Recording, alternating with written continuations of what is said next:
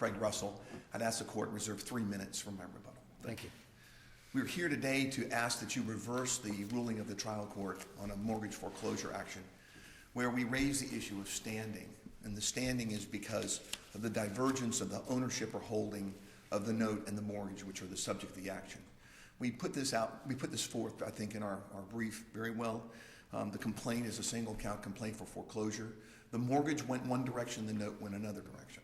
The mortgage went from the original holder, First National Bank of Arizona, to MERS, from MERS to Aurora. I'm going to use the name Aurora, but it's Aurora Loan Services. Excuse me. And then from Aurora to the successor servicer, Nationstar. Those were all by assignment, written assignment attached to the complaint. It is clear that they assigned only the mortgage, not the note. There was no reference to the note in any of the mortgage assignment documents. The note, on the other hand, which was also attached as an exhibit to the complaint, went in a different direction. It had an allonge attached to it. The allonge contained several endorsements. These were not endorsements in blank.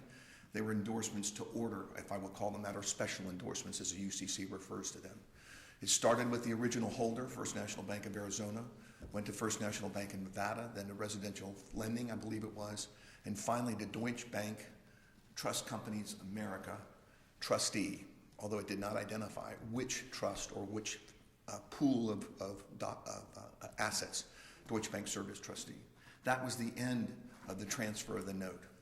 This action was brought by a loan servicer, and I certainly recognize that servicers can bring foreclosure actions if they are authorized to do so.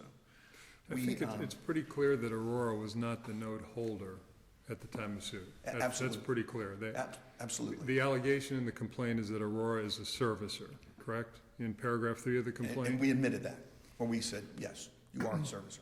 And if I understand Aurora's position correctly, they're taking the position that as servicer, they had the authority to bring this note, and I suppose they're going to tell us about this in a minute, but they're standing on the power of attorney as being the source of their authority. Is that, as you understand it? That's my understanding, and let me go straight to that, because if they're not a holder under 673.3011, they have to go to another source.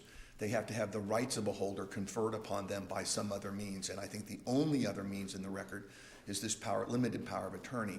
And I will reference to you a case I filed yesterday as supplemental authority called Lacombe, which is helpful, I think, because the facts in Lacombe are almost identical to this one in both the nature of the power of attorney and in the testimony underlying it. But let me go to the power of attorney. First of all, there are 3 reasons why the power of attorney is insufficient to confer the rights of a holder upon either Aurora or Nationstar. First, with respect to Aurora, Aurora is not named. They're not the party that has the right of the power of attorney. They're not the attorney. They're mentioned in the power of attorney. I don't believe so. May I refresh my memory, Jed?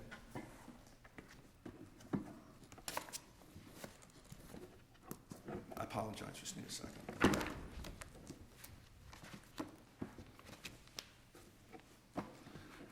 The power of attorney I have confers the rights upon Nationstar as successor to Aurora. So they're mentioned as being a predecessor. One of the issues I saw was I can't tell from the power of attorney at what it's kind of vague as to when Nationstar took over. When was Aurora the servicer? Were they the servicer back in 2011 when this suit was filed?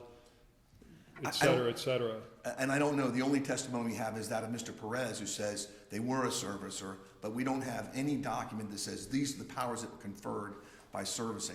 Because they're mentioned in the power of attorney, and that combined with Mr. Perez's testimony, would that be sufficient in your view? I don't think so. For 2 other reasons. Go ahead. Number one, it was too late. This document was dated 18 months after, and there was no nunc-pro-tunc, if you will, back to the original time. And secondly, the key flaw in Mr. Perez's testimony is we can't tell that this note and mortgage were part of any of the pools that were attached as Exhibit A. He said he can't. He wasn't employed by Deutsche Bank. He wasn't an agent of Deutsche Bank, and he had no personal knowledge of whether this loan and this mortgage and this note were part of any of those, I'll call them tranches or agreements or pools that were referenced on Exhibit A.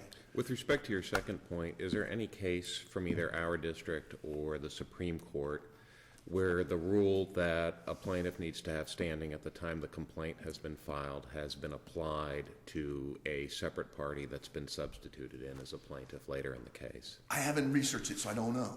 I know that I would rely upon the old Supreme Court case of Blountstown Railroad, which I did cite in our materials, but I haven't seen one where this occurred. And the Lacombe case is the closest I have because it's a Deutsche Bank case that has a limited power of attorney with the same errors or problems that we've alleged here in this one. So I'm not aware of one, Judge. Assume for the sake of argument that the power of attorney was sufficient to give Nationstar the power to foreclose. Why would it make sense to reverse the judgment here simply because the predecessor servicer lacks standing at the time the complaint was Because the standing has to be conferred at the time the case is filed. And if Nationstar had that power in February of 2011, I would say, okay, fine, that's why you have to piggyback Nationstar and Aurora, because all the holdings, Foct and back funding, have always said you've got to have standing at the time the case is filed. This document is 18 months after the fact. It's too late. And you cannot recapture, if you will, or confer standing post-filing. It has to just start over.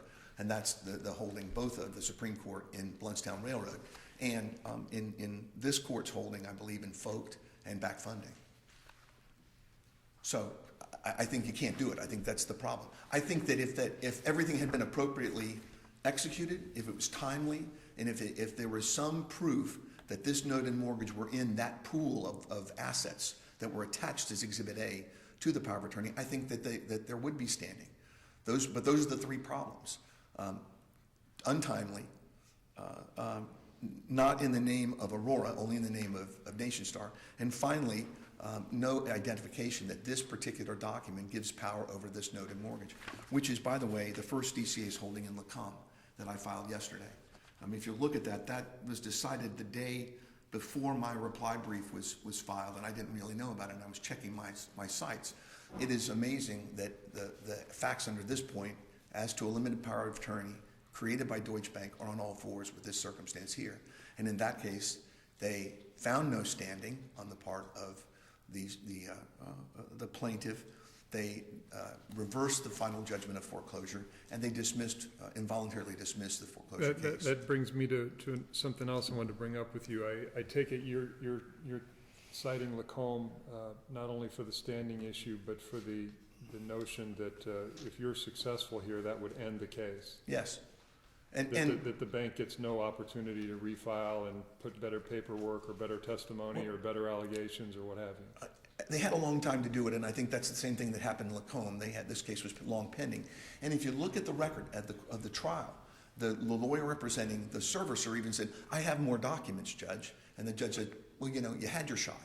And, I'm not going to roll this over one more time. Judge Thompson said, we've given you plenty of time. It's around 90, 95, 80 in the 80s and 90s of the transcript where he was going through what they didn't do. Interestingly, the trial judge found there was no standing on the part of Aurora. He actually said that in his remarks during our closing arguments.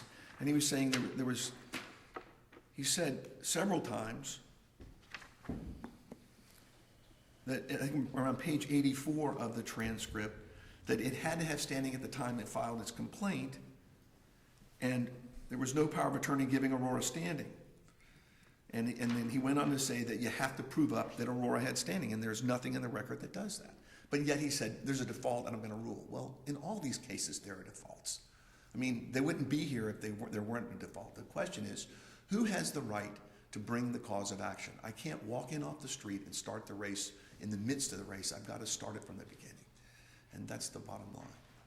So I think the power of attorney is insufficient to confer standing after the fact, because that's what you would be doing. And that's contrary to the holdings in Foct and back funding, and I think in Lindsay out of the first DCA as well. I think you're accurately reciting the law as I understand it. I think you can probably understand the frustration of the court, for example, in, I believe it was Foct, where what you're asking is that essentially this debt go unpaid. I don't know that that's based on the inability to, or the maybe not inability, but the mistake of not establishing standing at the outset of a litigation. And I know Judge Aldenburn, I believe it was in Folk at his dissent, said, you know, It's a concur, but it reads like a dissent. we're in a technologically new world. And I say this, I lived through the first S&L crunch on the other side of the fence, if you will, as a bank lawyer or an S&L lawyer. And I know things were hard then and things were moving rapidly then. The technology we have now actually makes it easier in some respects, although they do slice and dice these instruments up. It makes it easier because we can go to the actual trustee, Deutsche Bank, and ask the questions. We can have a deposition. We've done it before. And they produce documents to us in the course of this. And this is somewhat divorced the record in that these documents were not introduced at trial by either party. And the reason we didn't introduce them was because there was nothing in those documents, the pooling and servicing agreements, that tied together this loan to any of these pools. If they had done that, I can't in good faith stand up and go, oh, I don't have any documents to show that at all.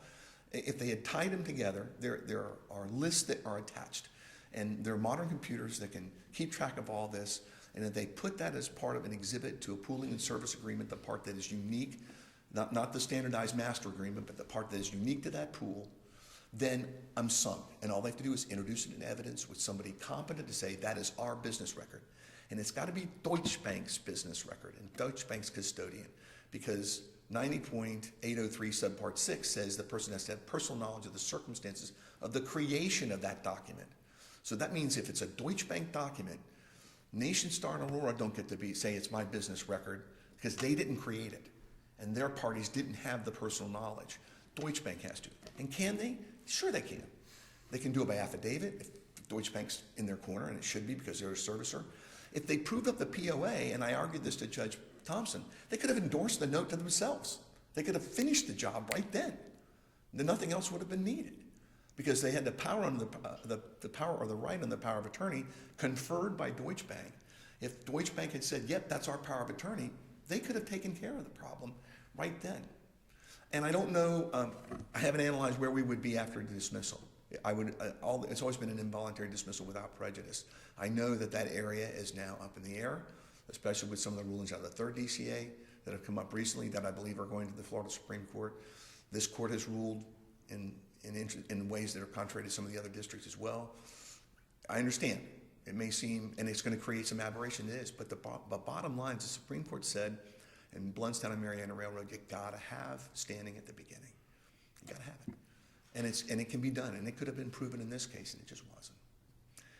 I'll say the application of that rule makes sense to me in a circumstance where the plaintiff is the same throughout, but I don't see the rationale for its application in circumstances where you have a substituted plaintiff come in, and let's just assume that substituted plaintiff had standing at the time the substitution was made. Okay.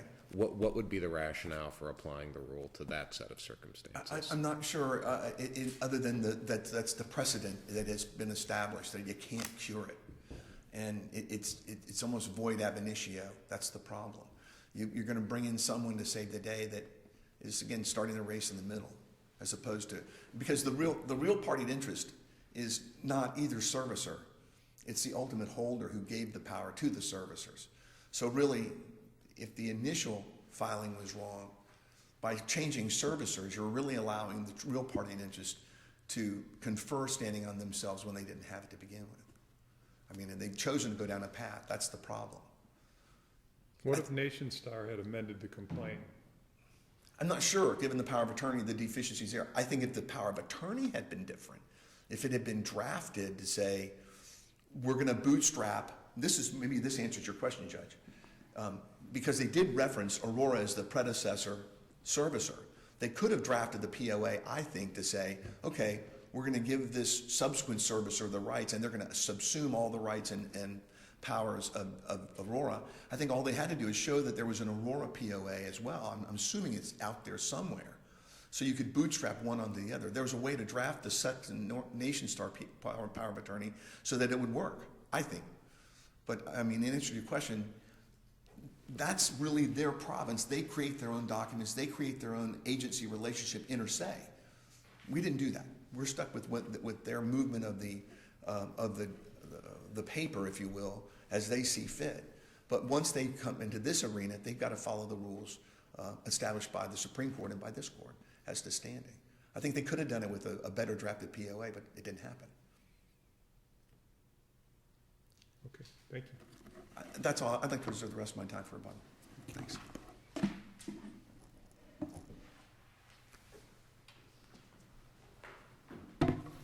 Good morning. My name is Heather Fesnack with Ackerman, and I represent the Appellee Nationstar Mortgage LLC, a successor to Aurora.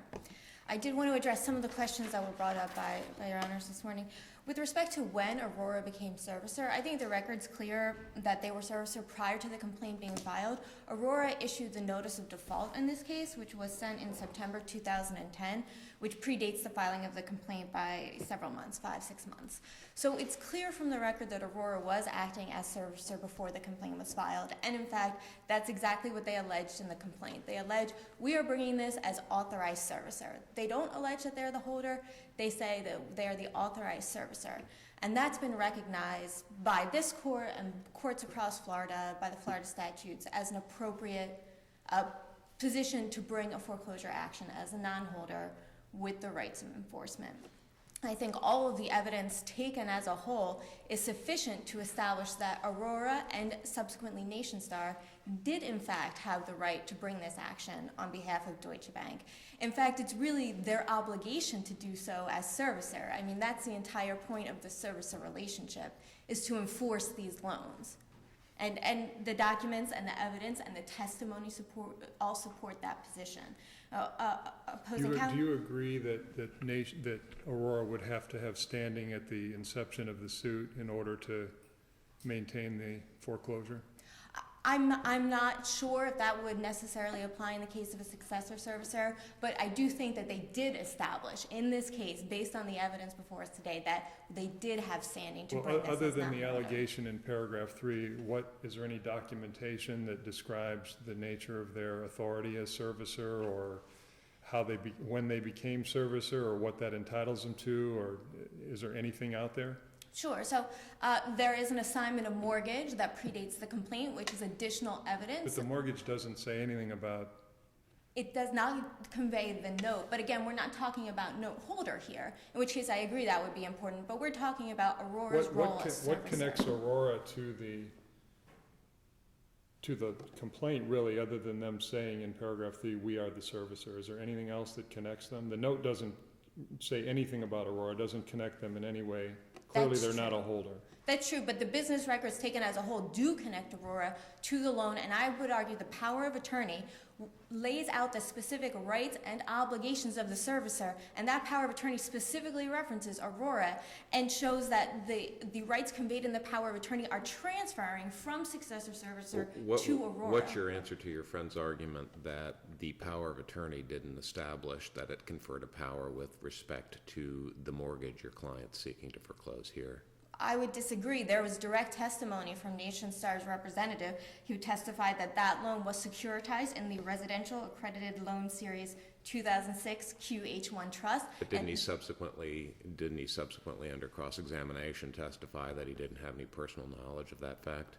I would argue he is not required to have personal knowledge of that fact. He was there as a business representative with knowledge of Nationstar and Aurora's business records because he was an employee of Aurora and Nationstar during the entire relevant time period here. And he, based on his review of the business records, understood and established the business record exception and understood that that loan was securitized in that trust. And the power of attorney specifically names that trust. And the power of attorney specifically requires Nationstar and Aurora and Residential Funding, the prior servicer, to take certain steps with respect to the loan. One of those steps is to enforce the debt and bring a foreclosure action.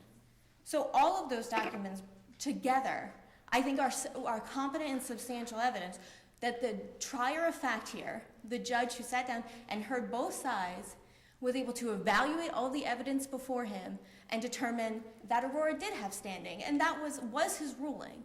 He did not rule that Aurora didn't have standing. He questioned the documents, went through a really well-reasoned analysis of the pros and the cons of everyone's arguments, and determined that there was sufficient evidence based on testimony, based on documents that were submitted pursuant to the business records exception, that Aurora was given the right to bring the action by Deutsche Bank, who I think, is the holder of the note in this situation.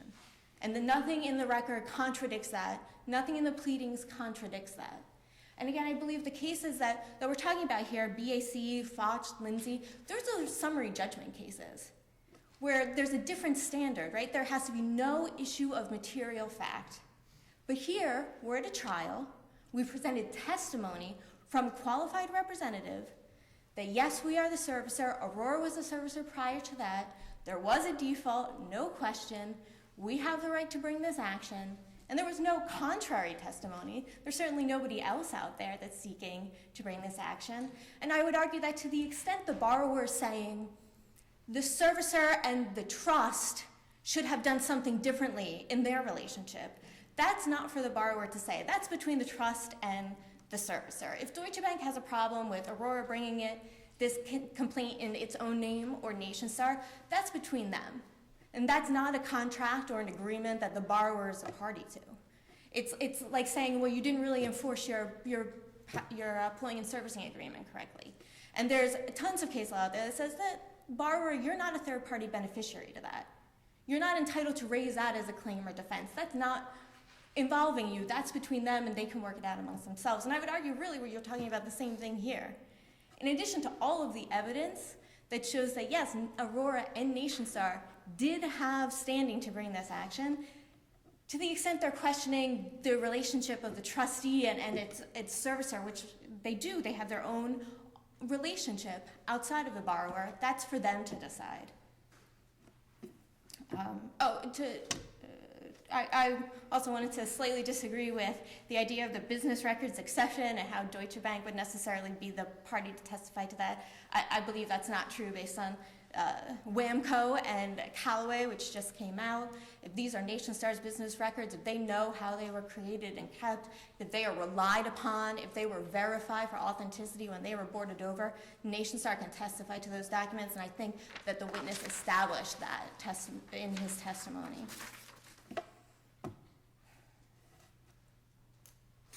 Does the court have any other questions that I can answer?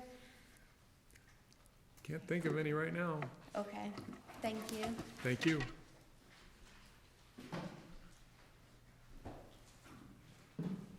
You have 5 minutes remaining. I'm sorry, Judge. You have 5 minutes Thank you. remaining. I just want to underscore what Judge Thompson said with regard to determining that Aurora had standing or not in the power of attorney at page 86 of the transcript. He said, okay, but you were, in talking about the power of attorney, saying that it doesn't have anything to do with the power to bring the action. And the opposing counsel said, I'm not attesting to what gave Aurora and the court said, yeah, but see, the fact that Nationstar came in later, that does not relieve you of the burden of showing that the original plaintiff had standing at the time they filed the complaint. And the opposing counsel says, right, but I think the original plaintiff had standing pursuant to whatever servicing agreement it had with the owner of the note. And the court said, well, I agree with you, I just don't agree that you proved that. And that's the fact of the matter. I even look at the one case they cited, Odell, which I think is instructive. In Odell, they cited for a proposition that a servicer can bring a foreclosure complaint. I agree with that. But the servicer in Odell had two, not one, but two specific an interim agreement and a final agreement for servicing that were introduced in evidence. So yeah, a servicer conceivably could bring a foreclosure action if they're given that right and power. The bottom line is you have to go back to 673.3011. Who has the power to enforce a note? A holder under subpart 1, or someone that has been conferred the rights of a holder in subpart 2? I'm skipping subpart 3 because I don't think it applies to lost notes and the like.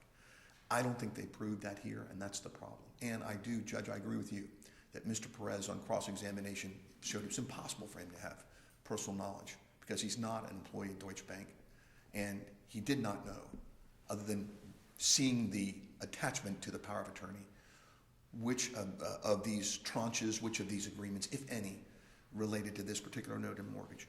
And I commend the Lacombe case to the court. I think it's almost identical. The first DCA faced this and determined that standing didn't exist there.